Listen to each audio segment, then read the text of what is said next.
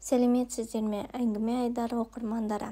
Бүгін сіздермен алып қашу, кінәсіз күнә болған оқиға ізімен әңгіме айтатын боламыз. Міндетті түрде соңына дейін тыңдап, каналға тіркелуді ұмытпаңыз. Қазіргі таңда жастар арасында жағдайға байланысты келісіммен алып қашу шаңырақ көтеретіндер де бар. Әке-шешемізге ауыртпалық салмаймыз деген қыздардың ойы да бір жағынан дұрыс та шығар. Алайда екі жас бұндай қадамға бармас бұрын соңының сәтті аяқталатындығына көз жеткізіп алса дейміз. Бұл оқиға осыдан бір жыл бұрын болған еді. Біраз уақыт өтсе де сол бір сәт есімнен кетер емес. Кішкентайымыздан бірге өскен жан құрбы едік. Екеуміз де бой жеттік. Студент атандық. Мен қосымша жұмыс жасап жүрдім.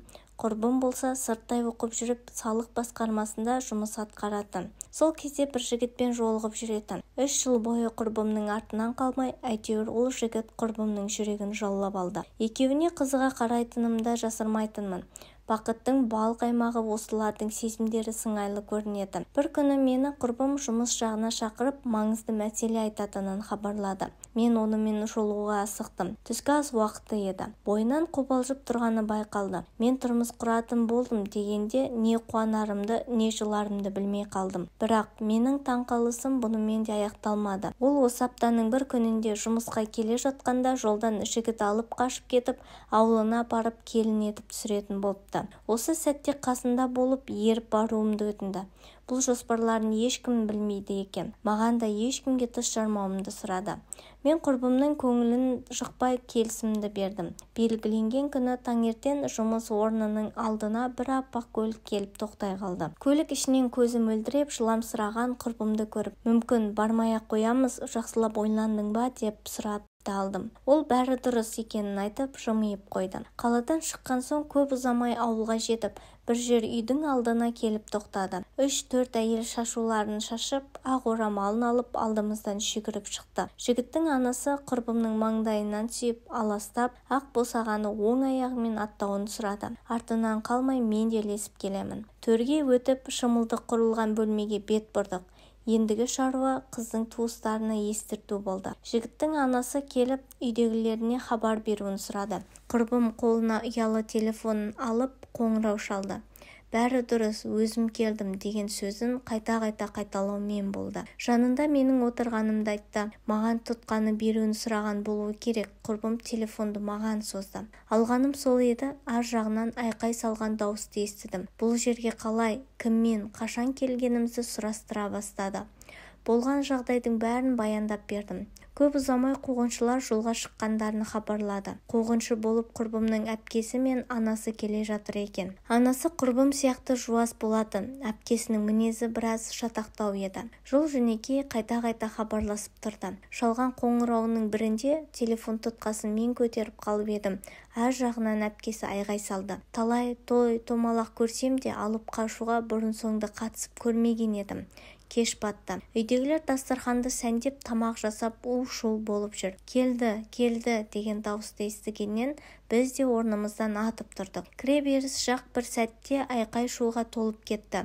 Алдына келгендердің бәрін итеріп екі әйел төрге кіріп келді. Шымылдырықтың астында отырған бізді көріп, одан сайын ашуланып кетті. Неменеге отырсыңдар, шығыңдар деп шымылдықты жұлқылап үзіп жерге тастады да құрбымның басындағы ақ орамалды жұлып алды.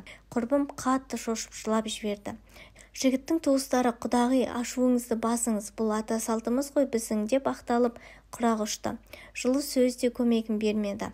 Бір кезде әпкесі шетте тұрған мені байқап қалып, сен оңбаған, арсыз неме, осы қызды алдап алып келдің осында, деп мені жұлқылай жөнелді. Мұндай сөздерді 3 ұйықтасам түсімде естімегенмен аң-таң болып үндеместен тұрып қалдым. Айтқан сөзі аз еді. Мені жұлқылап тырналай бастады. Онысы аздай қарғап сілеп шықты. Өтірік жала жабылғанына ішім күйді. Бөлмеден шығып кетіп, жылап та алдым. Шыдамым да таусылды. Құрбымның өз келісімен келгенін, сүйікті адамына қосылғандығын түсіндірдім. Мен тек құрбымның қуанышын бөлісу үшін келгенімді айттым. Бірақ онымнан түк шықпады. Анасына келіп кешірім сұрап, қызын қалдыруын сұрадым. 3 сағат уақыт өтті. Үй іші сәл тынышталды. Қызды үйден алып шыға алмайтындарын білген соң қуғыншылар қайтуға бел буды. Алайда ашулы күйге жолға шықты. Ертесінде құрбымның беташарына қатысып болған соң мен де жолға шығып кеттім. кешегі алай-дүлей көңілім басылып, құрбымның қуанышына шаттанып жұмысқа кіріскем. Бір кезде әлеуметтік желі арқылы маған бейтаныс бір жігіт: "Сен кеше алып қашуға қатысқан қыз емессің бе?" деп хабарлама жазады. Басында онша мән бере қоймаған едім. Сөйтсем ол құрбымның бөле ағасы болып шықты. Мән-жайды түсіндіруімді сұрады. Болғанның бәрін баяндап бердім. Бәрін оқып болған ол, бұл істің бәріне мен жауапты екенімді айтып, қорқытуға көшті. Кез келген жерден тауып алатынын айтты. Іштей секем алып тұрсам да, не істесең де өзің біл, мен сенен қорықпаймын деп сенімді жауап бердім. Әйтсе де содан кейін біраз уақыт емін-еркін көшеге шыға алмай жүрдім. Айналамдағылардың бәрі мені жек көріп кеткендей көрінді. Әсіресе құрбымның туыстары. Ол жайында құрбым айтпағанымен іштей сезетінмін. Сол себепті де құрбым екеуміздің арамыз алыстай бастады. Бұрынғыдай емін-еркін кездесіп көрісуден қалдық. Қуанышын бөлсемін деп қателік жасағандай болдым. Бәрін кері қайтарғым да келді. Уақыт өтті, қазір бәрі тынышталды. Өткенді ұмытуға тырыстым, бірақ араға 4 ай салып тағы бір құрбым дәл солай тұрмысқа қашып кететіндігін баяндады және мені қасында болуын сұрады. Бұл жолы мен бірден бас тарттым.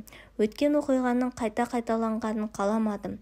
Бірақ оған құрбым көнбеді. Менің басымнан кешіргенімді естіген ол жағдайдың мүлдем басқаша екендігін, түсініспеушілік болмайтынын және анасының бәрінен хабардар екенін айтып мені көндірді. Бір рет опық жегеніме қарамастан тәуекелге бел буып тағы да алып қашу операциясының куәгері болдым. Расымен де бұл жолғы көрініс мүлдем басқаша болды. Менің бетімнен қақпақ түгелі бәрі менің маңдайымнан сүйіп, маған да ақ баталарын беріп жатты. Адам өз бақытын тапқан күннің өзінде оған қолдау көрсететін де, қарсылық білдіретін де адамдар табылатынына көзім жетті. Кейіпкеріміздің әңгімесімен соң қазіргі кезде алып қашу дұрыс па әлде бұрыс па деген сұрақ туындайды. Танымайтын қызды алып қашса бір сәр еді.